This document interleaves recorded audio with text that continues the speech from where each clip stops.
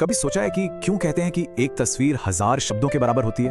या जब हम स्क्रॉल कर रहे होते हैं तो हमारी नजर किसी वीडियो पर ही क्यों अटक जाती है? आज हम इसी के पीछे की बहुत ही गहरी हमारी विकासवादी कहानी को समझने वाले हैं कि आखिर हमारा दिमाग विजुअल्स से इतना ज्यादा कनेक्टेड क्यों है। तो चलिए एकदम बेसिक सिद्धांत से शुरू करते हैं। इंसान पहले विजुअल होते हैं और उसके बाद वर्बल। और देखिए, ये कोई आज की आदत नहीं है कि हम बस फोन पर लगे रहते हैं। नहीं, ये तो हमारे बायोलॉजी का एक कोर हिस्सा है। हमारा दिमाग बना ही चीजों को देखने के लिए है। लेकिन सवाल तो यही है कि ऐसा है क्यों?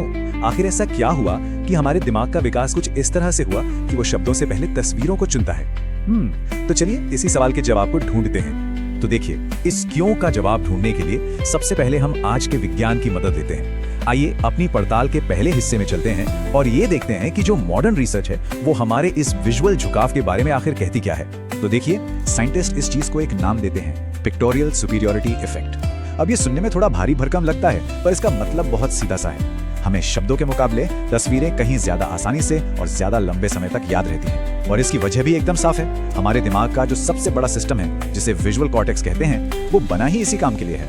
और ये बात सिर्फ कहने की नहीं है, आंकड़े इसे और भी साफ कर देते हैं। जरा सोचिए, अगर किसी को कोई जानकारी सिर्फ बोलकर दी जाए तो 72 घंटों के बाद उन्हें उसका सिर्फ 10% ही याद रहता है, सिर्फ 10%। लेकिन अगर उसी जानकारी के साथ एक तस्वीर भी जोड़ दी जाए तो ये आंकड़ा सीधा 65% पर पहुंच जाता है। मतलब कितना जबरदस्त फर्क है ये।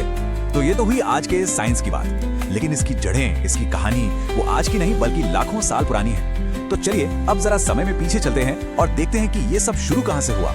इसकी शुरुआत एक बहुत ही जरूरी विकासवादी बदलाव से हुई। जब हमारे पूर्वजों ने 2 पैरों पर चलना शुरू किया तो क्या हुआ?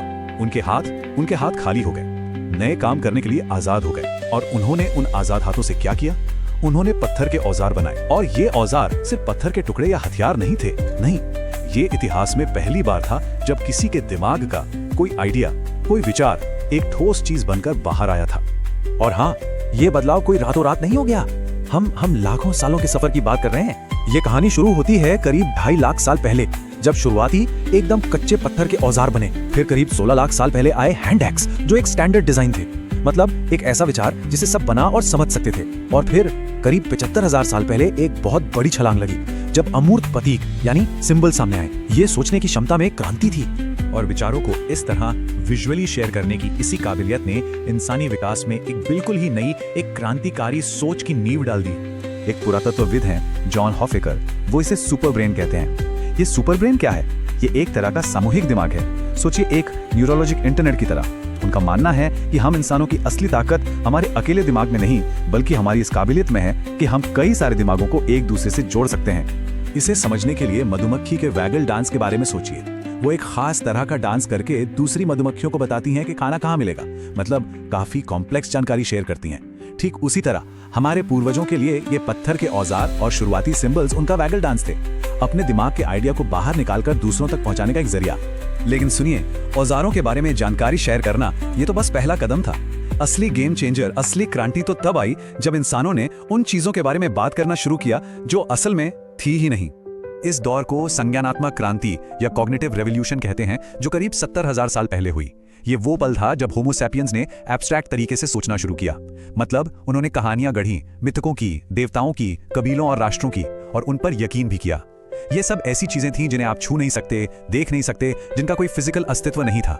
और इन साझा कहानियों, इन फिक्शंस की जो ताकत थी वो अविश्वसनीय थी। सिंबल्स और शुरुआती भाषा के जरिए फैली इन कहानियों ने बड़े बड़े समूहों में एक साथ मिलकर काम करना मुमकिन कर दिया।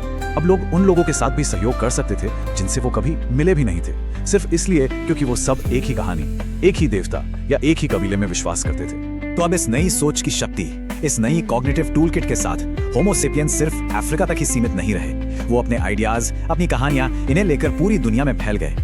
अब वैज्ञानिक आज भी इस बात पर बहस करते हैं कि वो कौन से रास्तों से गए। कुछ मानते हैं तटीय फैलाव सिद्धांत को, कि इंसान समुद्र के किनारे किनारे आगे बढ़े। वहीं कुछ अंतर्देशीय विस्तार मॉडल की बात करते हैं, जिसका सबूत भारत जैसी जगहों पर जमीन के अंदर मिले औजारों से मिलता है। खैर, रास्ता जो भी रहा हो, एक बात तो साफ है, इंसान बहुत ज्यादा अडैप्टेबल थे। और इस सफर में वो अकेले नहीं थे। उनकी मुलाकात दूसरी इंसानी प्रजातियों जैसे कि निएंडरथल और डेनिसोवन से हुई। और वो सिर्फ मिले ही नहीं, बल्कि उनके साथ घुले मिले भी। और इसका सबूत आज भी मौजूद है। अफ्रीका के बाहर रहने वाले ज्यादातर लोगों के डीएनए में आज भी इन प्रजातियों का थोड़ा सा अंश मिलता है। और बस यहीं पर हमारी ये कहानी एक पूरा चक्कर काटकर वापस आज के समय में आ जाती है। ये पूरा सफर, ये गहरा इतिहास सीधा जुड़ता है इस बात से कि आज हमारा दिमाग कैसे काम करता है। अपने चारों तरफ आज की दुनिया को देखिए, ये पूरी की पूरी उसी विजुअल और सिंबॉलिक कम्युनिकेशन से भरी पड़ी है जिसकी शुरुआत हमारे पूर्वजों ने की थी। सोशल मीडिया की फीड्स हो, विज्ञापन हो, डेटा विजुअलाइजेशन हो या फिर कॉर्पोरेट प्रेजेंटेशंस, यहाँ तक कि मीम्स भी, सब कुछ विजुअल है। तो आखिर में कनेक्शन यही है।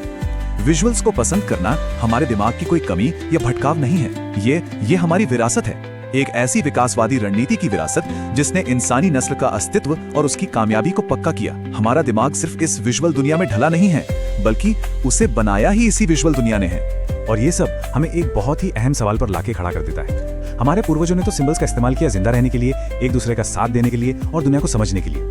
तो आज की इस विजुअल से भरी दुनिया में हमारी तस्वीरें, हमारे वीडियोस, वो कौन सी कहानियां कह रहे हैं? और इससे भी बड़ा सवाल, वो कहानियां हमारे आने वाले कल को, हमारे भविष्य को कैसे बना रही हैं?